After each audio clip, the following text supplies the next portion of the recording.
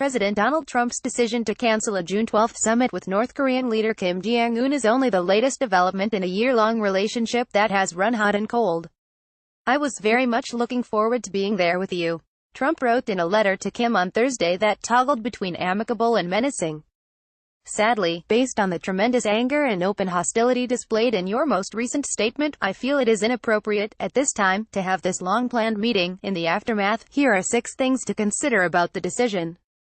Why did Trump cancel the summit? The cancellation comes after days of heated rhetoric between the two countries over the question of North Korea's full and immediate nuclear disarmament and comparisons U.S.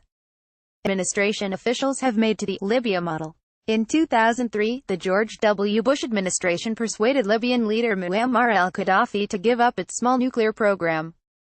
8 years later, rebels backed by NATO air power deposed Gaddafi and beat him to death, a cautionary tale for Pyongyang. This week, U.S. Vice President Mike Pence said North Korea would go the way of Libya if the two sides failed to reach a deal. Kim Aide responded with a statement calling Pence a political dummy. Even Trump's cordial letter, every word of which he dictated, according to a White House official, included a menacing note: "You talk about nuclear capabilities, but ours are so massive and powerful that I pray to God they will never have to be used." Speaking with the official added that communication between the United States and North Korea had broken down and that Pyongyang had broken promises by canceling meetings with South Korean diplomats and refusing to invite nuclear experts to witness the destruction of its nuclear weapons testing site. 2. Is it a bluff? It could be. Trump clearly wants a summit in order to burnish his foreign policy credentials. He has referred to himself in recent weeks as a candidate for the Nobel Peace Prize. By canceling, Trump might be hoping Kim will beg for a summit, making the terms more favorable for the United States. "It's a classic Trump move," says Mickey Bergman, the vice president of the Richardson Center for Global Engagement, who has participated in informal contacts between the two sides, known as Track 2 talks. He said that while the tactic may work in real estate, it hasn't been successful for Trump in diplomacy so far. Speaking from the White House on Thursday, Trump raised the possibility that he may still meet with Kim. "It's possible that the existing summit could take place, or a summit at some later date." Trump said, "Nobody should be anxious." 3. Was the decision coordinated with U.S. allies? South Korean President Moon Jae-in, who has done more than any other leader to bring the United States and North Korea together, was in Washington this week. So was Japan's Foreign Minister, Taro Kono. But Trump would not necessarily have consulted with the two countries before his announcement. "This president does not seem to be playing with others," Bergman says, noting that the announcement is particularly problematic for Moon, who has made reconciliation a cornerstone of his administration's policy. The Japanese, on the other hand, may quietly welcome the decision.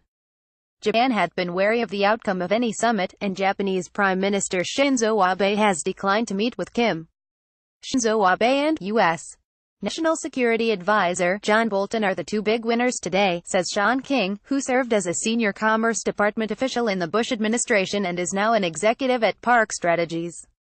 Bolton unnerved Pyongyang late last month when he spoke of imposing elaborate, upfront restrictions on the North akin to the Libya model, and is already being blasted as the saboteur of the summit.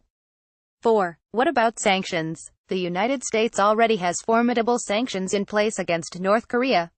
Advocates of isolating the regime argue that more U.S.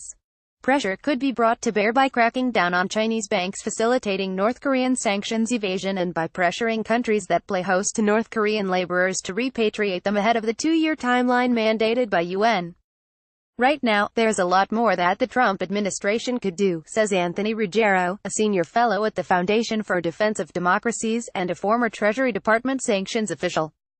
"You have to back it up with real consequences if persons continue to do business with North Korea. Still, the success of any sanctions regime inevitably hinges on China's willingness to squeeze its neighbor.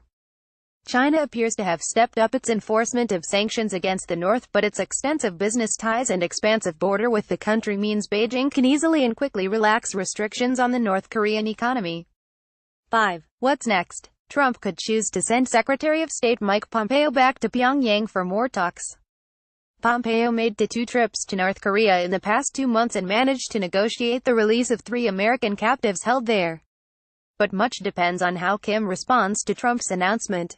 Robert Manning, a resident senior fellow at the Atlantic Council, says the effort at reconciliation had been undermined by sound bites and ultimatums. This is sort of what happens when you do diplomacy backwards, upside down, by a megaphone, he says, mentioning Trump's constant tweets. Bergman suggests that the summit might still go ahead but without a prior announcement, taking some of the scrutiny off the two leaders ahead of the meeting. What about those coins? In what will certainly go down as an embarrassing example of the proverbial cart going before the horse, the White House minted dozens of commemorative coins ahead of the summit, embossed with the words, "Peace Talks," and headshots of Trump and Kim. If the two leaders eventually meet, the coins will be handed out to members of the delegations and sold at the White House gift shop. If not, look for them on eBay. May 24, 2018. Mickey Bergman is the vice president at the Richardson Center of Global Engagement. A previous version of this article stated his prior place of employment, the Aspen Institute.